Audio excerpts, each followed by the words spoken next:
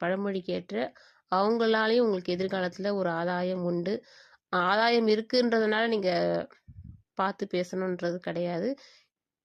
கொஞ்சம் மரியாதையாக பேசுங்க. இல்லாத பட்டவங்கன்றத கொஞ்சம் கீழ்த்தரமாக நினைக்காம, யாருக்குமே அந்த ஒரு எண்ணம் இல்லாமல் சமமாக நடத்துங்க எல்லாரையுமே. தந்தையாருடனோ அல்லது மச்சனர் அப்படின்றவங்களுடையோ ஒரு சின்ன மனக்கசப்பு ஏற்பட வாய்ப்பு இருக்குது. அதெல்லாம் நீங்கள் கடந்து வந்து தான் ஆகணும். சமாளிக்கணும்னா நீங்கள் விட்டு கொடுத்து தான் போயாகணும். பிடிவாதம் பண்ணாதீங்க. நீயா நானான்ற தர்க்கம் வேண்டாம். இதெல்லாம் நீங்கள் தாங்கிட்டு வந்தீங்கன்னாவே இந்த 2026 பார்த்தீங்கன்னா உங்களுக்கு ரொம்ப அமோகமாக இருக்கும். அதே மாதிரி உங்களுக்கு மனதிற்கு பிடித்த இஷ்ட தெய்வம், இஷ்ட கோவில் ஒன்று இருக்கும் இல்லையா, அந்த கோவிலுக்கு போயிட்டு உங்களால் முடிஞ்ச ஒரு சேவை செய்யுங்க.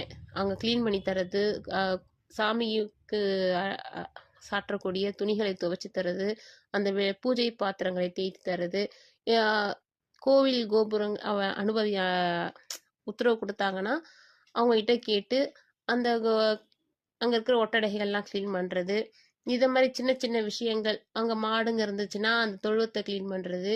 நீங்கள் ஒரு கொஞ்சம் கூட அந்த சங்கோச்சம் பார்க்காம இந்த கோவிலுக்கு சேவை, உங்களுக்கு எந்த கோவில் உங்களுக்கு பிடிக்குமோ அந்த கோவிலில் போயிட்டு, இந்த கோவில் அந்த கோவில்லாம் கிடையாது, கோவிலுக்கு போயிட்டு சேவை செய்யுங்க. மனதார செய்யுங்க. இதை செஞ்சால் நல்லது நடக்கும்னு நினச்சி செய்யாதீங்க. இஷ்டப்பட்டு அனுபவித்து செய்யுங்க. உங்களுக்கு எப்போ டைம் கிடைக்குதோ, சண்டே உங்களுக்கு லீவில் இருக்கிறீங்களா அன்னைக்கு போங்க. இல்லை மாதத்துக்கு ஒரு தடவை போங்க. உங்களுக்கு எப்போ டைம் கிடைக்குதோ, உங்களுக்கு எப்போ உடம்பு ஒத்துழைக்குதோ அதை மாதிரி சமயத்தில் இந்த கோவிலுக்கு நீங்கள் சேவை செஞ்சுட்டு வந்தீங்கன்னா ரொம்ப சிறப்பாக இருக்கும். படிக்கிற பசங்களுக்கு நல்ல மார்க் வர வாய்ப்பு இருக்குது. இந்த +2 +1 10th எக்ஸாமில் பிடிக்கிற காலேஜுக்கு நீங்கள் சேருவீங்க.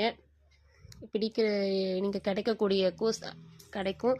கவர்மெண்ட் சீட் எதிர்பார்க்குறவங்களுக்கும் கிடைக்கக்கூடிய வாய்ப்பு இருக்குது. அதே மாதிரி முக்கியமான விஷயம் செய்யறதுக்கோ இல்லை முக்கியமான இடத்துக்கு போகிறதுக்கோ இந்த செவ்வாய்க்கிழமையை தவிர்த்துருங்க. கொஞ்ச நாளைக்கு செவ்வாய் ஓரையும் தவிர்த்துருங்க. மற்ற நாட்களையும் மற்ற ஓரையும் பயன்படுத்துங்க. உங்களுக்கு வாழ்க்கைக்கு வெற்றிகரமாக அமையும். இந்த 2026 மகர ராசிக்காரர்கள் வணங்க வேண்டிய கடவுள் பார்த்தீங்கன்னா உங்கள் இஷ்ட தெய்வத்தை வணங்கினாலே சிறப்பாக இருக்கும்.